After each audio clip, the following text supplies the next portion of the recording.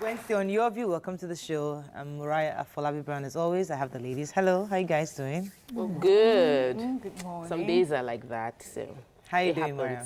Doing fine. Today I got up and I got ready quite early, before 7, and I had like series of weird things happen to me before I got to work. It was as if the fate or something was just trying to say you must not go to work today. I don't know. My car keys were in another car and had left for school and had to, I mean, everything that could anyway, go wrong. I'm here now, and I thank God. Fantastic. I don't know what Good it to have you meant, on the but I'm show. here. Yeah. Nima, how are you? I'm very good. I'm grateful to God for my cousin. So my cousin wrote this jam, and my cousin, first cousin, was so sure that her daughter did well. She had faith in her. That's why I need to shout out to Engineer Yusha Habibu and Auntie Halima Niyakokia Yusha Habibu. My little cousin Hamida had 253 when the result finally came out last night. The parents believed in her, but she's very big. Well, we actually have a big build, so my side of the family, because of my mom, have a smaller build. And when they saw the CCTV, they thought she couldn't be 16. She couldn't have written JAM, and they just cancelled the result for that. Whoa. So we sued, and the lawyers wrote to JAM, and the parents did everything they could do. Just by looking at her. And they brought the CCTV and paired it with her person and found out she was the real person. And she had 253, would have just wasted that result. Very brilliant young girl. If you see Hamida, very shy, but they've groomed her well. They've done everything. They live in Abuja. And I must say, well done. I'm so proud of you, man. Parents shouldn't always give up. The parents believed in her. They knew what they've invested in parenting her. And I'm so proud of her. That news just made me liven up from. That's great stuff. Hi, Tom. What's up? I'm good. I'm rehearsing, so I'm going to be hosting MC, whatever. I'm like going to be the MC of an event on Friday, and I went back to watch all the other hosting, and it's always painful to watch myself, and I realized that there's room for improvement. So my kids were laughing at me yesterday, looking in front of the mirror and practicing my welcome, how I'm going to introduce everybody and all of that, and they're like, Mommy, I said, you have to practice makes perfect. Practice makes perfect. So that's what we're working on. Fantastic. That's good. Talking about parenting, Titi's baby trended viral yesterday about Amber when she was complaining about challenges in school. I think it was a fantastic video. A lot of people felt the same. A lot of parents connected to that conversation. And I think it's a topic worth doing. I mean, how many guys here seen the video of a little girl, Titi's daughter, actually, Amber? She was complaining about the challenges. It was on Tune Ed Note, it was on The Responsible Girl. Oh, wow. I mean, it has crazy views right now. So it's an interesting topic, and I think it's something we should take up. But let's go on a quick break. A lot of time has been spent already. When we come back, we'll go through the front pages of the newspapers. Stay with us. We'll be right back.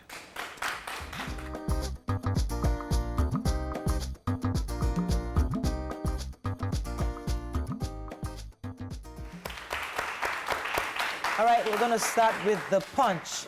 Southeast governors Otom Ishaku, others reject federal government's. Can't see. Can I read every morning? Yeah. Federal government's Ruga settlements for headsmen. Insecurity, Inspector General deploys dogs in train terminals. Togolese cook bags life sentence for killing Credit Suisse chairman. Jersey Island gives federal government conditions for returning the 82 billionaire Abacha loot. Southwest governors meet over insecurity, promise to tackle kidnapping. Senate backs separate budget for state police commands. And fuel subsidy, debt servicing, pushing Nigeria into bankruptcy, says Sanusi. Lots of stories here. Let's start with this Ruga settlement issue for headsmen. Who has that so story? the federal government has finally approved the Ruga settlement. This is like cattle colonies in across different states in Nigeria to stop open grazing. So these places would have the Fulani cattle and their colonies. They'll have their children. They have schools there, so they do not move. It's just so to curb the herders, farmers, clashes and things like that. There are a few states who have said they are not going to give any part of their lands to this settlement. So we have Benue State, Taraba State, Ondo State, and all the southeast states.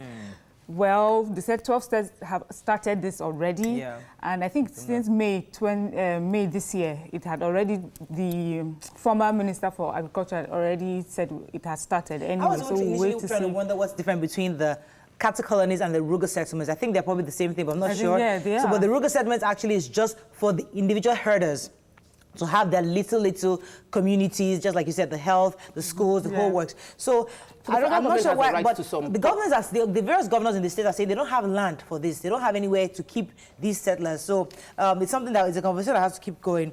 But land belongs to the governor, right? No, to the government of the state. I don't want to go into that debate now. You know where I stand. Let's move on to the Togolese. So the Togolese cook that killed his boss bagged a life sentence yesterday because he pleaded guilty to manslaughter, and which reduced the sentence. You know, we were all thinking it was a premeditated murder, but he got a manslaughter sentence, saying that, you know, it was in the course of trying to rob his boss that he actually stabbed him. So why does someone like that get manslaughter? Why don't you just get murder? Based on charge, the court, of course, will not do a new charge. It's based on the charge that it was. Let's move on to the nation very quickly. Southwest governors draw up anti-crime battle plan. 60 parties back INEC in several disputes. Row over Muslim government's guns and bullets. Lawan, no jumbo pay for lawmakers. Okay, let's start with the major headline. Major headline. Southwest governors. Yeah, go ahead. Yesterday in the Badon University Teaching Hospital, it was called the Western Nigeria Stakeholder Security Summit, and it was done to gather everybody together to create a framework, unanimously demand for state policing to tackle the rising kidnapping and armed robbery within the southwestern region. They want to tackle drug abuse, cultism, farmer-herder clashes, and ritual killing and other vices within the region. And the governors, everybody highlighted their issues. Everybody came up with their solution that they thought would work.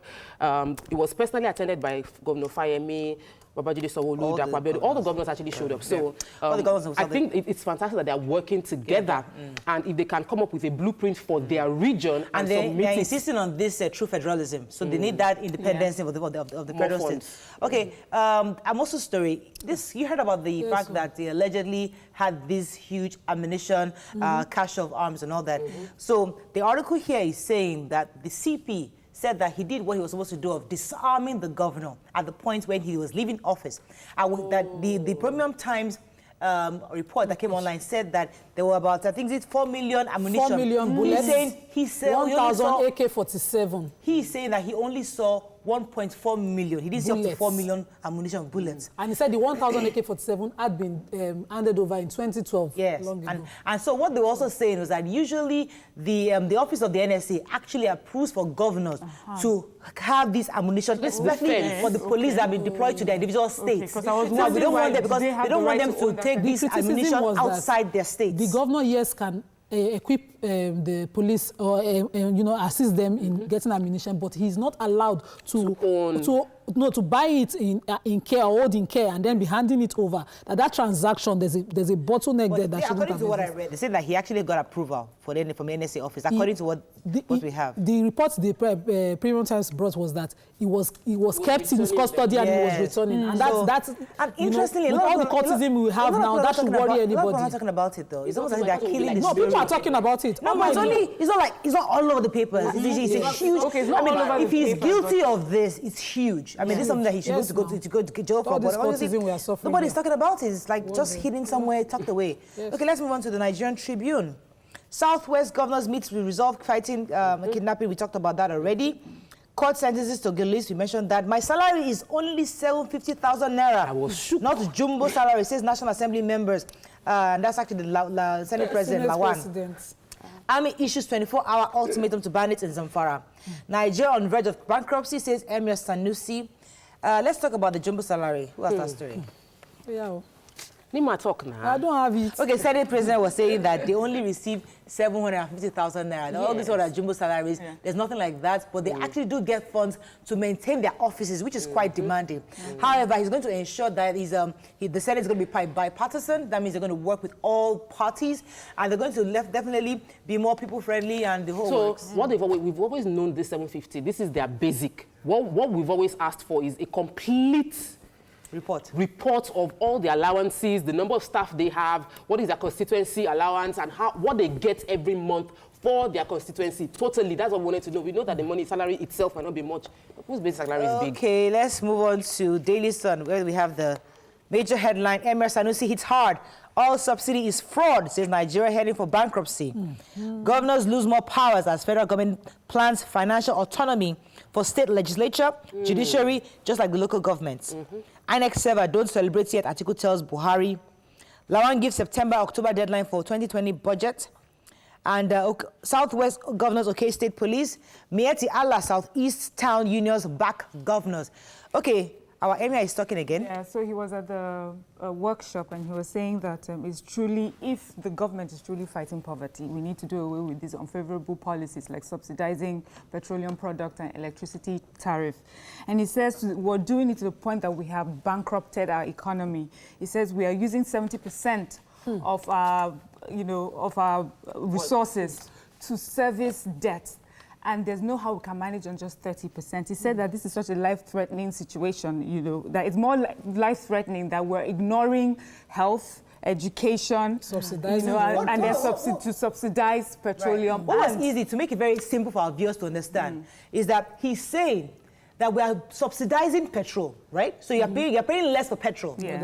You're paying less for electricity because it's being subsidized. Tariff is being subsidized. What's the third one again? There's no hospitals. But no. The third one we're subsidizing for, the third thing. Fuel, tariff, electricity, interest rates, and the debt we're servicing. Yeah. So your money is going into these three things. Now, if your money is going to these three things, we don't have money for health and the education and other infrastructure. So that's the rationale he was trying to put together. But hopefully, I know people are going to start throwing them. Let's even put it clearly. He said in 2011, we made 16 billion for petroleum sales. Right. We spent 8 billion importing the petrol again and spent another 8.2 billion subsidizing the product. Who's fooling who? So who is fooling who? Exactly. We had a deficit of 2 billion on See, we like it when we've been doing this, but he might get himself in trouble again by talking, because you know how he talks and gets himself in trouble. You see, Morayo, they cannot silence the truth. Okay, well, let's move on. That's what he said also.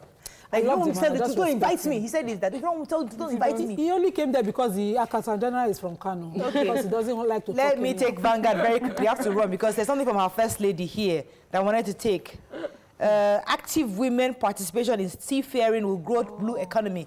Our First Lady said that. And Osho, the Papa Expressway, why we failed to beat deadline in time, says task force. Task force is saying that the 5 days rain. Which kind of? So the work that is holding us at a pallet bus stop this morning, at terrible traffic. Rain. But we saw task force team in their jacket for no reason stopping us at Sele and then later coming to clear the traffic. Please, what did our First Lady say? That's what I'm saying. I think it's the maritime industry, and she's just saying that she's happy that they are trying to push more women into that sector of the economy. But she was being represented by the wife of the vice president. Oh, okay. Oh, fantastic. All right, up next, our audience. Are you guys doing good? I didn't even say hello to you this morning. Thank you for coming, even in the rain. Thank you for being here. We really appreciate you. God bless you. Thank you so much for being here. Up next, Nima will be sharing how she's feeling her hustle. Stay with us, we'll be right back.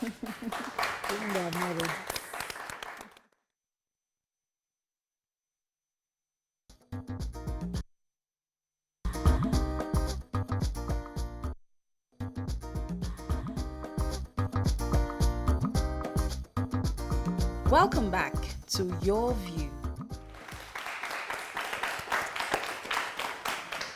Thanks for staying with us. So still on how you can fuel your hustle by searching online this week, Nima will be sharing her own experience with us. Hey, Nima. So you all know now, I have a law firm, financial practice. And when I decided to start it, I had a hard time finding partners. I have several side gigs and I'm a full-time housewife. So I searched on Google on what to look for in a partner, and it helped. It gave me several recommendations where I worked with, and I had 2 amazing partners. One has resigned now, and the remaining 2 of us are working very fine. And then I still had problems managing time. So doing time was a big deal for me because, of course, I will have to leave here before I resume and all that. And Google also helped me when I searched on how to manage my time. Really? Yes, it What gives were the several suggestions? small nuggets on time management tips, you know, What did giving you you find? websites on what to do. Okay. Little nuggets will come on your search, so you just click on it and follow, and then it'll give you suggestions Time management. on what to do and how to Manage time. So ultimately, I just collapsed everything into one. I'm done with the show. So I have free time on days when I'm not on the show. So all my appointments are on the days I'm on the show. Google also suggests traffic management for me on how to get there on time, and I always make all my appointments. I really have missed my appointments, and you know, I have more time for home things, for family, and more time for work. Now, we know that there are lots of people that are young out there and they're trying to, they're lawyers, they just graduated, they want to start a law firm, they don't want to work for anybody. So you might want to go over it one more time. Yes. For those who are actually trying to start a law firm, which is what something you started. So partnership works. Partnership okay. works, yes. And initially, I didn't even have an idea. Just going online every time, searching on what to do and how to go about it. So suggestion for partnership scheme, and I kept wondering what kind of partners would help me, would understand. So in my partnership, for instance, I don't do litigation. Okay. And those were one of the suggestions I had. So the strength of my partners are in litigation. They go to court, they do everything. I do a lot of soliciting, settlement cases, getting compensation. And Google helped Google helped me get all that. Understanding your strength and how to get the person. Materials to read on finding your strength area will come up on your search. So those are the things that worked magic for me. Wow. So you're studying and reading all that to how to get. And they're very easy to read because, you know, your phone is one thing you always look at all the time. So Google puts it out there. Use it for good. Use it for good, yeah. So it gave me suggestions. And now I've focused on my strength area, which is, of course, I'm particularly interested in the time management part because I know that time for you is a major issue, especially for the traffic in your area, coming to work, one of the materials emphasized, you know, the things that consume more time and how you prioritize things. So fortunately for me, morning is my most active hour and I'm on the show. So what I do is once I close from here, based on the suggestion, the material I read, is to put my meetings on in the afternoon so that I meet up. And I'm done by 2 maximum. And I get home based on materials that I read. And you get a lot of materials and you pick the ones that will work for you. That's on Google app, right? On Google app. It's interesting Several because nudges will come up. You see, it's interesting because there are lots of us that lack information. There's so much information out there, regardless of what it is you're doing. Law firm, makeup, health and wellness, so many things. You can actually get information from that Google app. Yes. So please, information is out there. So if you are starting or trying to grow your own business, go to that Google app, search, set a picture to us, #FuelYourHustle, and you can get an invite to attend a masterclass that is being organized by Google. Okay, hope you got some things from that. It's gonna break when we come back. A full-time housewife will be discussing with us how she's making money because some of us have become housewives now. We're looking for extra cash. She will enlighten us. Stay with us. We'll be right back.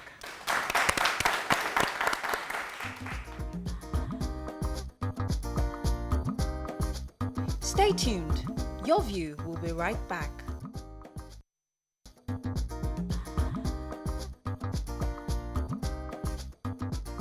Welcome back to Your View.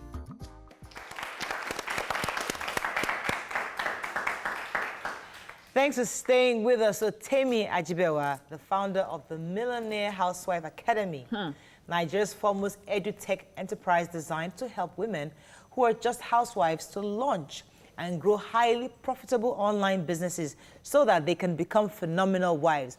Join us join us as we welcome Temi. Welcome to the show. So you can join the conversation 070-80668014. You can also tweet to us at TVC Connect. Please #YourViewTVC so we can read your tweets. How many housewives do we have in this? You know, we don't have a lot of crowd here. Yes, Nima, I know you're number one. But who else is a housewife here? Okay, one. Okay, so you are. So I am also a housewife. Anybody married is housewife. So yeah. So obviously we definitely need a lot of help from you. Why did you start this academy, and exactly what have you been able to achieve with the academy? Okay. Good morning. Good morning. So I started about 5 years ago when I had my first child and all of that, and I wanted a way to be in the house and not be dependent on my husband. So I've always been this hustle girl that sell anything and everything, you know, while growing up. But when I had my child, I was limited. I needed something I could do without having to step out of my house. And so I stumbled on a business where I paid someone for a service and I did not have to see him. it was new. I'm like, okay, I've bought something from you. I'm not seeing you. And then I asked him to teach me the business. It was data bundles, mobile data bundles in bulk. So you buy it in bulk and sell it in bits, and you make good profits. So I asked him to teach me, and said he couldn't teach me. So I went ahead to go and learn myself, failed at it, had to pay someone else, a mentor, to not take me through the process. And it was very profitable. I mean, in a day, I could do 10,000 profits. Tell me about it. 6,000 naira profits, you know, and in a month, I could do over 400,000 naira. Buying credit for people. Wow. Buying from the mobile network in bulk, and then reselling to them. 400,000 naira in a month. In a month. Reselling to who? How? So people would subscribe from you instead. Exactly. They will buy from you. The thing is, then, one of the mobile networks was selling for like, I think, 2,000 per gig, even 2,500 per gig. But I was selling at 1,500 per gig, whereas I was buying at 1,000 naira per gig. So I was doing about 500 naira profits on each, yes. And I could sell up to 40 gig in a day sometimes. So I would broadcast on my BBM, then BBM broadcast, send on WhatsApp and everything, and people just buy from me. And once you buy from me, you tell your friend. And then again, I began to have agents. So I said, come on, you can also do this business now. So you promote to your people, we share profits. And from there, I also began to train other women. So initially, I had the problem. I wanted to access cheap data bundles. I found the solution to that, and then began to sell to others. Then began to train other women. Also on the business. So that was how I came about. One of my friends just tagged me the Millionaire Housewife. So let me go straight to the question that I'll ask, since I want to learn the challenges that you have, because now that the banks now do sell credit as well, I think that will be one of your challenges. How do you curb it? How do you face that particular one? Okay, so that particular one, what you leverage on now is relationships.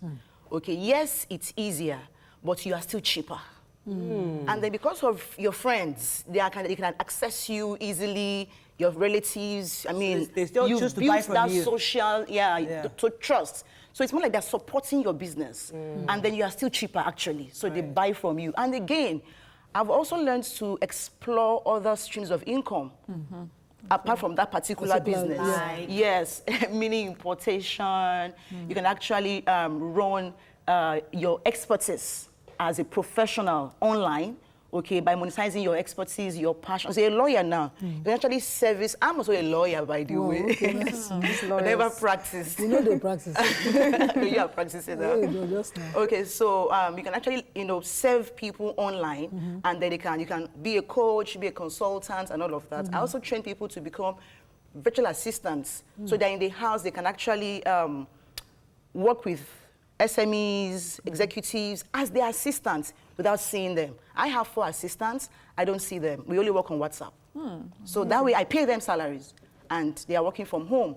There are different opportunities you can actually take. So every time I've heard you speak, I always realize that what your real market is, helping to find people who don't want to leave the house while you're in the house, ability for you to make money. Yes. So you did through selling data, and you've done through many other things. But there's people that are watching at home and they are wondering, what can I do from my house? How can I make money from just having a phone?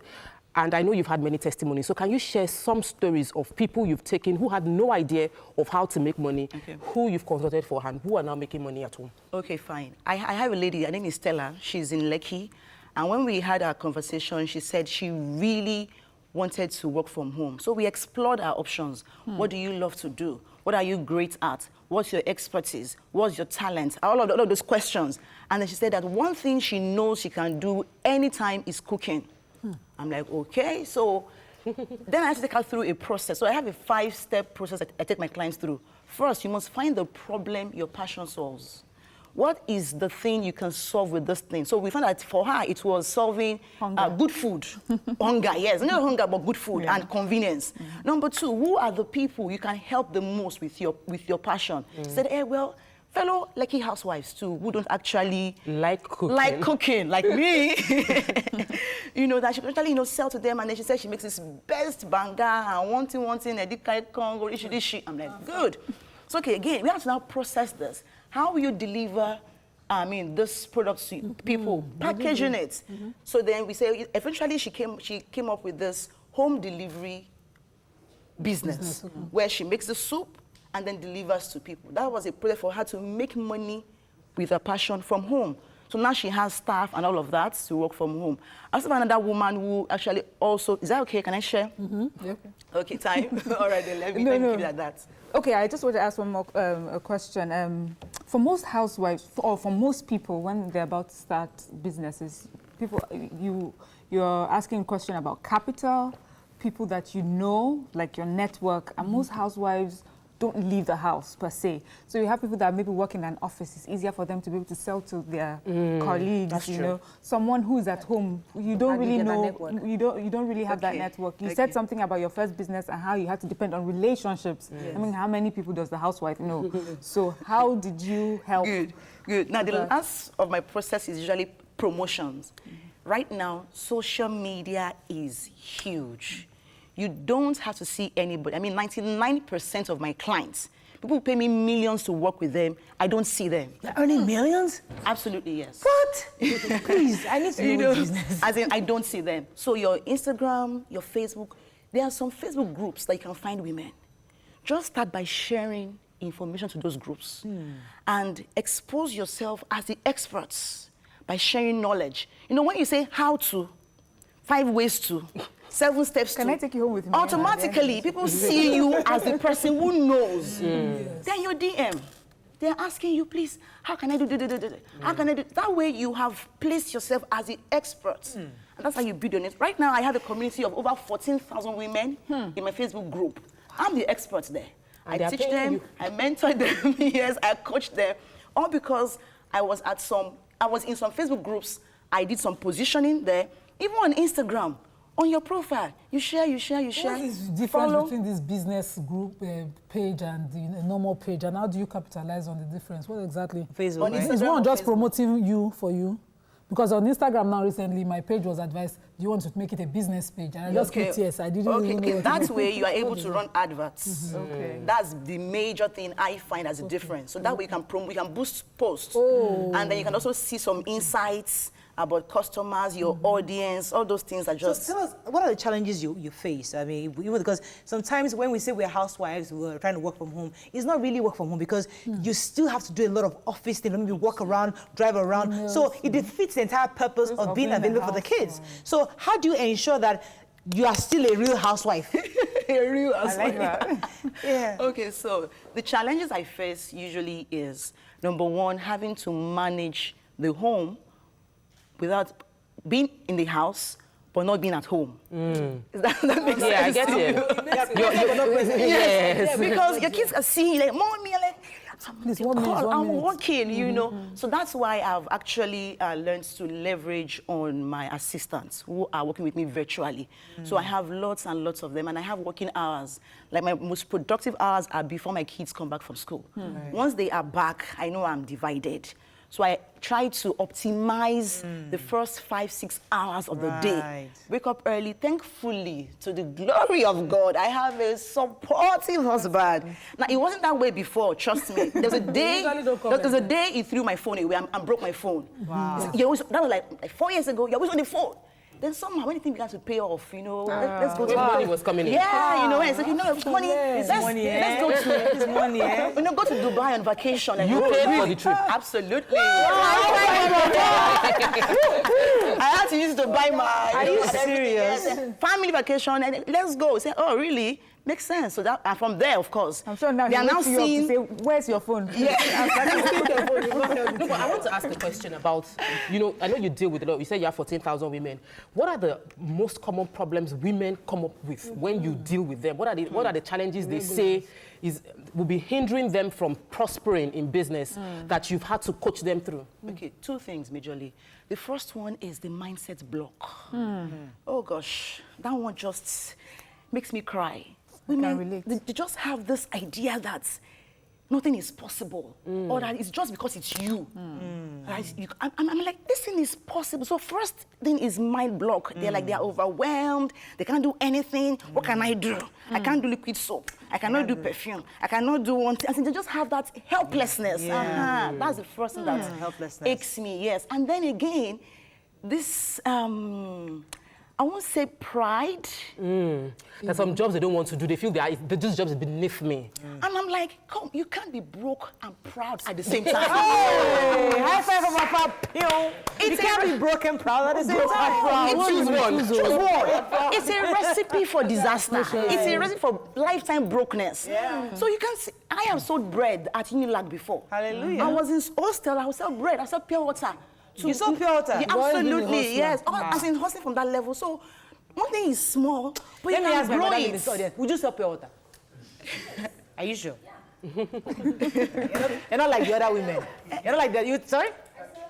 Oh, okay. Let's go on the program. We come back, we continue this conversation. Stay with us, we'll be right back.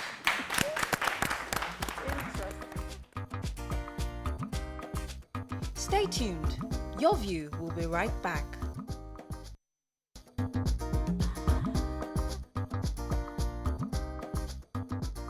Welcome back to Your View. Thank you for staying with us. So I think I have one question from the audience. Go ahead, sir. All right. My question would be that, for example, after you've narrated your experience with the women and all that, so I'd like to ask that, do you have any plan? For instance, you say that one of the challenges women have is that they are afraid of starting up, they don't know how to start. Now, do you have women who also talk about, paucity of fund or something?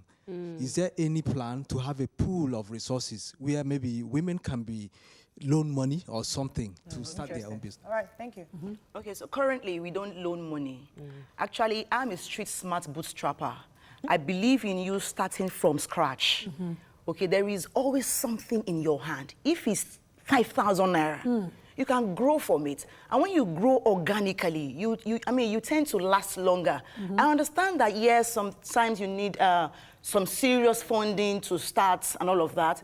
But something in me just always says that if I want to make 1 million, let me look for 100K first. If I want to make 100K, let me look for 10K.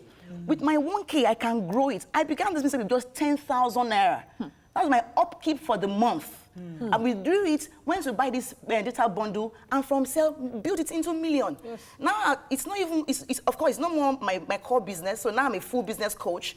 But that was how I started. But no, we don't currently have funding, but we run programs, online courses. Because when you start doing that, you're going away from the core training. Because they're trying to get housewives to be at home and be use the resources you have. At the time. Use the resources you have.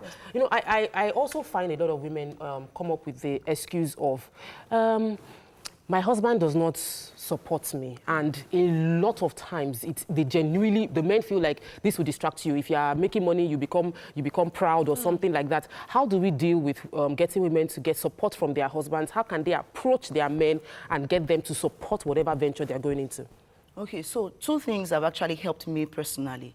The first thing I had to do was to show my husband that this is not my money.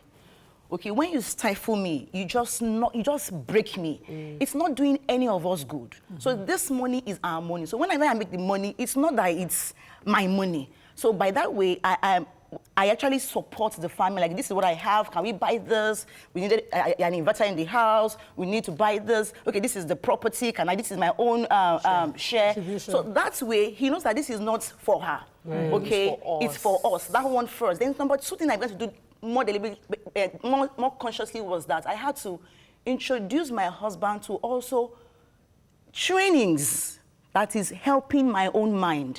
So when I'm reading books, I share with him. When I have a program, in fact, this last April, I asked us to go to London for Tony Robbins' events. Please say the amount, because she paid. Okay, the ticket for the event is £900 per person, minus flights, minus hotel or feeding. I'm like, I was there last year. I knew what happened to my mind. It's okay, for me to have this man also with me at that level, I had to make it a gift, a birthday gift. Wow. So that when he came back... So you paid for your husband to go see Tony Robbins? When he came back, even at the event, he said, Temi, you're a life changer. Now, when a man sees you that you are, that's where with him. You see, I want to pause you right there because RDG, I would never forget this till I die.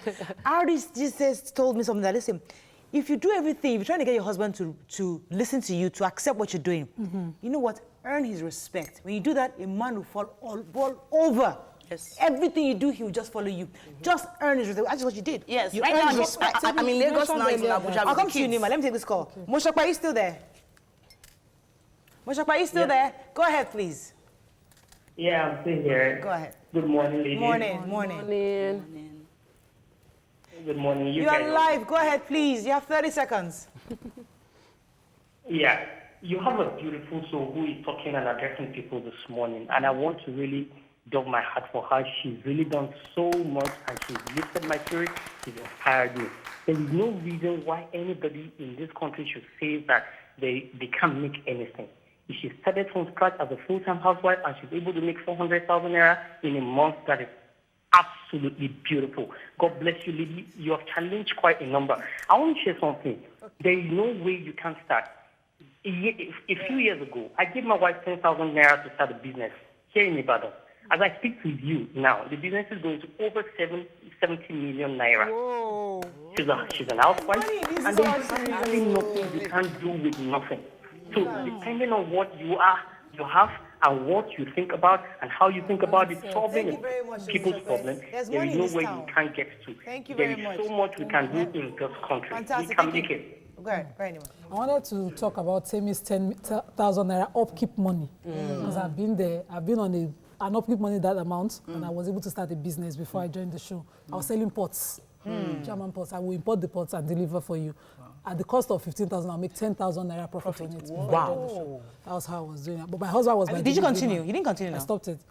My husband was my delivery man. So that was you know I need pots right now. So if you're selling pots, I can still get you pots. I really need pots right now. I can still get you pots. So I needed you to expand on that 10,000 upkeep and how you could save from it. I didn't even ask my husband for money. He didn't know that money I was saving something aside to start that business. So I need you to expand on that amount of money and how you can still do something. I think it's still basically on our mindset. So let me give you a very classical thing you can do, for example. So let's say you have 10,000 naira and then you have passion for fashion, maybe clothing, shoes, and bags. You don't have to buy it in the market or with anybody. You can talk to somebody who is a seller on Instagram and ask that how can you drop ship? It's called drop shipping for her. And then she'll give you her pictures. You would go out there and promote on your own page, be shameless about it, put it on your WhatsApp status. And then when you have an order, your customer will pay her. She will deliver to them on your behalf and give you a profit. Give you a profit. Or they could even pay you. You would pay her and you keep the change. 10%, 20%, in 5 places, you're already building your capital base from that. Did you get that? That was so simple. Like, goodness. Please give me a rubber. That, like, if you didn't get that, then you just have to replay that part. But let me take this call very quickly. Are you there? Yeah, I'm there. Go ahead, please. Okay, I'm a first-time caller. Welcome to the show. And I stay around Nima side. Oh. I used to have one at Espresso Montessori School. Okay. You know that very well. Yes. Okay, I'm calling to testify about full-time house business. Saturday, I was in a lecture.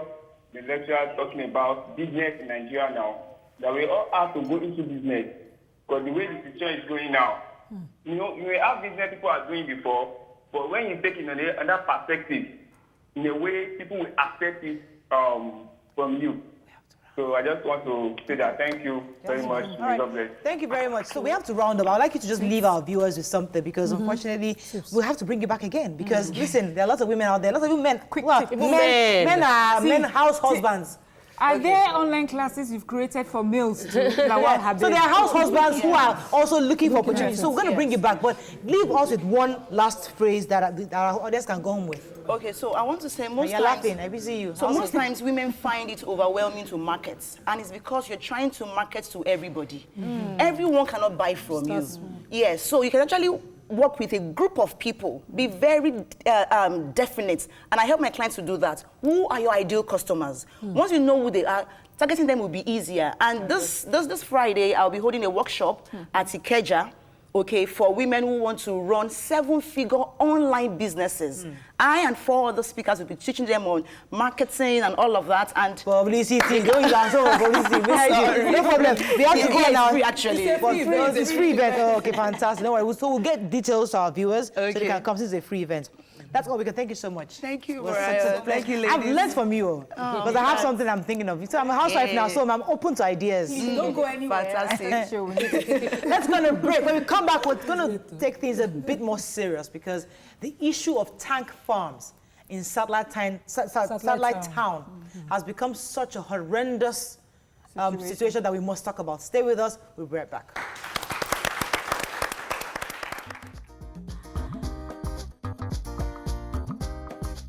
Stay tuned.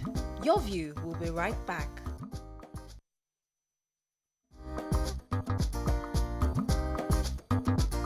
Welcome back to Your View.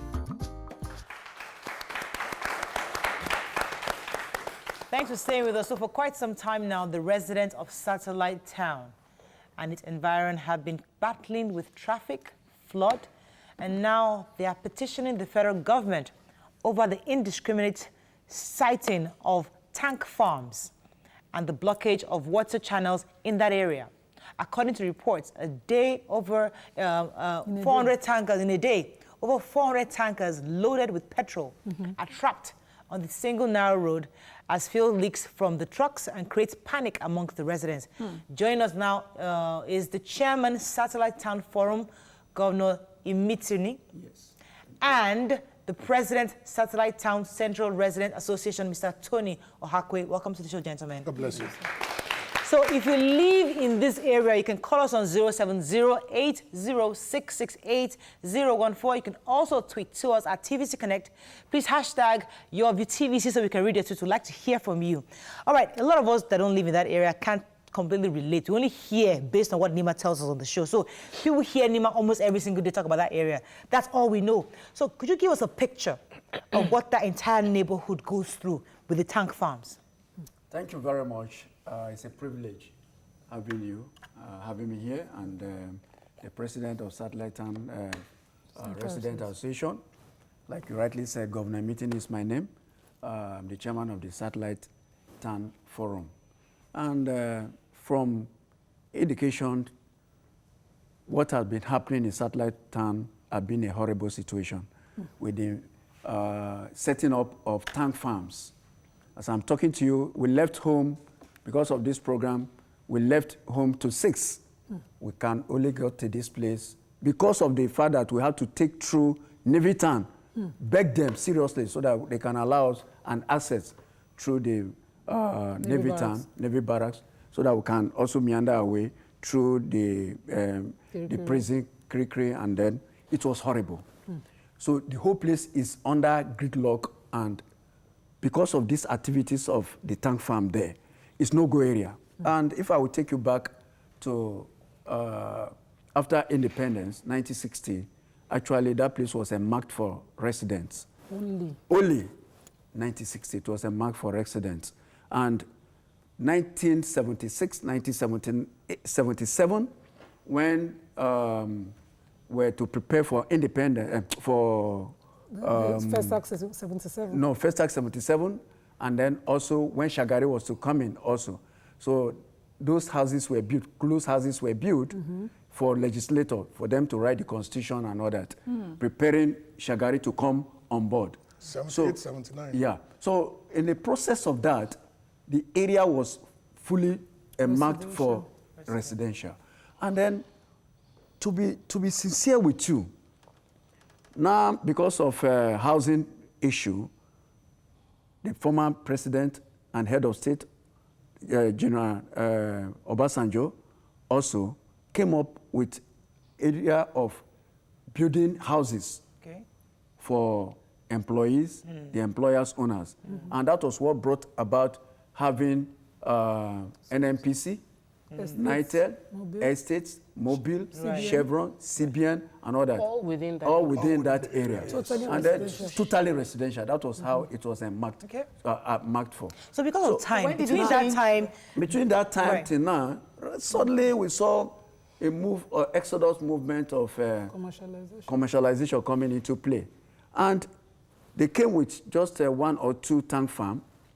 If I may allow to mention names. No, don't mention the names. Now, they came on board. I want to pause you for a quick second because the issue of tank farms is not something that we can exhaust here because DPR gives them, obviously, the license to build. So shouldn't this battle or request go directly to DPR that why are they licensing these private owners to build tank farms within a residential area? Thank you very much. We've written to the presidency. This issue has gone far to the presidency, to the Senate, House of Rep, the governor of Lagos State, the former governor, Ambode, and the current one, our governor, Sanwo-Olu, also equally is aware of all this. Even the House of Assembly, all letters has gone, ministries, all ministries. And then DPRO itself, we have gone to their office after even writing a letter to them.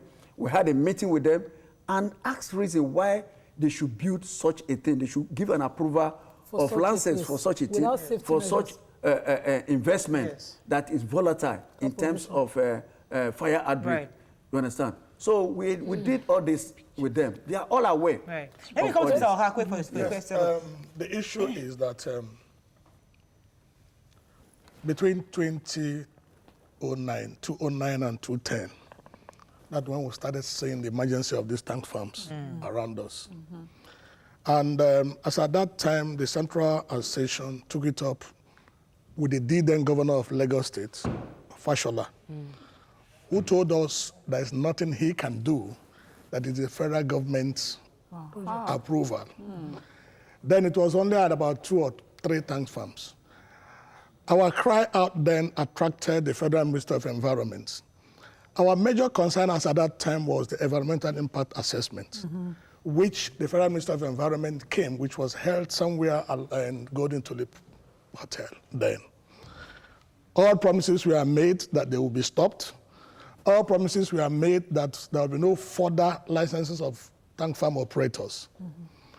But to no avail, nothing was done. I would like you to talk about 2 incidences that happened there. There was a fire at one of the tank farms sometime very recently. Okay, yes, and then there was a falling tanker. Yes. Apart from those 2 incidents, that was in January 8th, 2018, precisely. And one of the tank farm operators, Stallonier. That was the second time that tank farm operator was engulfed with fire. We were running out of skater to pick Everyone was running. The third incident, or the several incidents, is that we lost souls. We normally lose souls in that road. There was an ugly incident of a young man who was to wed, 2 weeks to his wedding. He was knocked down, crushed to death. By a tanker. By a tanker. And you discover also that our lives are in danger. The environmental area is nothing to write home about. Satellite Town is in total decay. Right now. We don't know who is in control. We are a childless or parentless child in Satellite Town. Please let me come in here, sir. Yep. I see that entire area as a forgotten part of Lagos. God bless you. I grew up in Mile 2, right from 1990. So I knew that area till I got married in 2010, and none of this was in existence till 2010.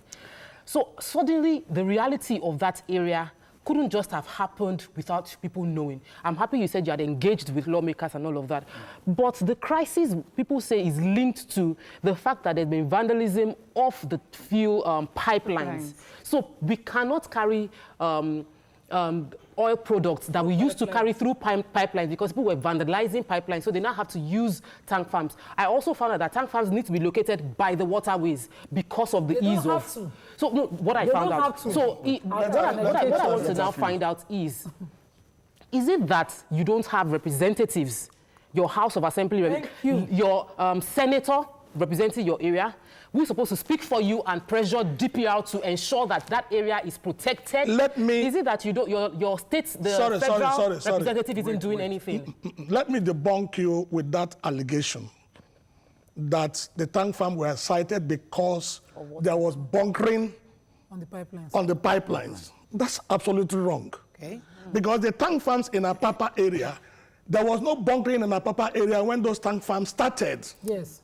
There was no bunkering. They were there in Apapa. There was no bunkering. It is a pure wicked policy of those who are in charge to have. They don't have regard for human beings. We all knew that tank farms are not supposed to be sited in a residential area. That was a If you go into the United Nations Environmental Program, no tank farm is supposed to be sited 500 meters. 100 kilometers. I read 100 kilometers. 100 kilometers to a residential area. That's absolutely wrong. Right. For anybody to have come And for government to be behind this policy. Sorry. Let's go on a quick break. When we come back, we'll continue this conversation. Stay with us, we'll be right back. Whoa.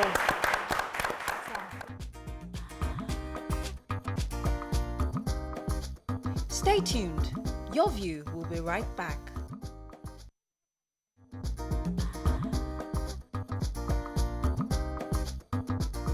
Welcome back to Your View. Welcome back. Yes. Okay, so I want to find out how it affects human activities in that area, what you're going through, especially schools. You send your children to schools. How do your kids get to school and they're back? And when they're back, are there tank farms around schools, hospitals? Once Nima mentioned that there's no fire service station there. So when a tank farm gets engulfed, what happens? What do you do? Thank you very much. On a quick one, virtually satellite town has been put on total stoppage in terms of movement. Schools are within that area. We can mention names of schools that are there, but there are so many of them built within. Those schools were existing before the tank farm came. Yes. Okay. And so they cannot, because of them, leave their business. And morning hour, running school hours, no-go area. As hell. The child will leave home, most times they will leave home around 6 o'clock. They cannot get to school before 9. It's as bad as that. Yes. A journey that will just take 5-10 minutes, it will take you 3 hours. Talking about the environment, young children. The environment, then even the worst part of it, that one incident that happened, you know, that road is a single lane. Yes, and then, so when their trucks comes in, they comes in groups. They just come, line up. Swarm. Bumper to bumper, about 50 in a stretch. So there is no way you can move out at all. Let me come to our Houses audience. are being submerged. Sorry, let me say this. Hospitals. The most dangerous aspect of the tank farm in that area is when they are pumping their fuel into their tanks. The air pollution have killed or murdered a lot of newborn babies that are within the ages of 0 to 6 months. Many have died because of asthma. Because the air is polluted and the pollution causes a lot of health hazards. And they don't have any give back. And they don't have any give back. Nothing. Nothing to show. Let me come to our audience. So somebody wants to go ahead, sir. You can have a seat. Go ahead. Good morning, everybody. The problem is actually very, very chaotic. We are in chaos, total disaster in satellite town. I say this because somebody on the panel they said talked about because of the pipeline and all that. I beg to disagree. That's never an issue. The issue is that what we are having in satellite town is a total absence of government. Total Absence. If you live there, if you are within that axis, you will even be regretting being a Nigerian. I'm being factual with you. Okay, because of time. Let me madam. Because if you are planning, satellite town number 1 is not a port facility. Yes, it's not. It's not a port. Look at Apapa and the way Apapa is fully built up as a port area. Look at the disaster. Then a purely residential area without any facility whatsoever. No road, nothing at all. Okay, because of time, I need to pause you for a second because of time. I'd like you to, let's pass a message to the government. I know you've written letters to the government, DPR. So what exactly are your demands today? We're giving you this platform. Let me give you a few minutes just to tell us exactly what your demands are, clearly. Okay, our demand as follows. 1, pending when the priority of our prayer is that all tank farm in Ajibewa satellite town, they should relocate them. Federal government should do that. On Saturday, which is on the 22nd, Federal Ministry of Environment came We had a meeting with them, and there was a public hearing on environmental impact assessment, and you find out that all their environmental impact assessment were all what? Forged. Whoa. Doctored. Huh. I am saying it, I'm on the air now. Doctored, and they were, see, they cannot even defend themselves because they want to approve an additional one. Another additional, I don't want to mention him because you asked me not to mention him. All right. Which we said no. So what we are praying for is that they should move federal government and Lagos State Ministry of Environment, which they are equally aware of this struggle. They should please give them a time limit within 5 years. We are giving them within 5 years to leave. They should relocate. Additionally. And additionally, as far as they are we are concerned there, they don't even have, none of them have firefighting equipment. Exactly. There's no proper fire There's service. no proper. When the incident of Stalinia happened, it was Julius Berger that came to put off this and for almost a whole day before they could be able to do that. So they should not, yes. They should so not now what we are saying now what we are saying now is that let DPR put all of the activities on hold. Okay. All right. They should put Let all me the let you say activities last on one and I hold. have to rush out. Yes, our last word is I join him in asking for dislocation of those tank farms. Okay. Secondly, from now to the 5 years he has given, let all the tank farms and the state governments give us firefighting service. This is one of the requirements of the meeting we had with them under the State Ministry of Environment in 2010 at Alausa there. Fire service. 9 years. Unfortunately, they don't have any. We run out of time. Sorry. Before we run out of time. We've run out of time already. Before we run out of time. Before we will be asked to take the laws into our hands. We won't take laws into our hands. The state government should do something tangible to save our lives. Unfortunately, that's what we can take. But we'll be following up the story because Nima lives in that area, so she definitely will keep us posted on what things are happening. Thank you so much for joining us. We have to run off. Thank you again to our audience. Have a fabulous day. Thank you, Yemi Legend, for the small chops. God bless you. And cream slices for our cake. You always. Are we not sharing the cake? Have a fabulous day. We'll see you tomorrow. Bye-bye. God bless you.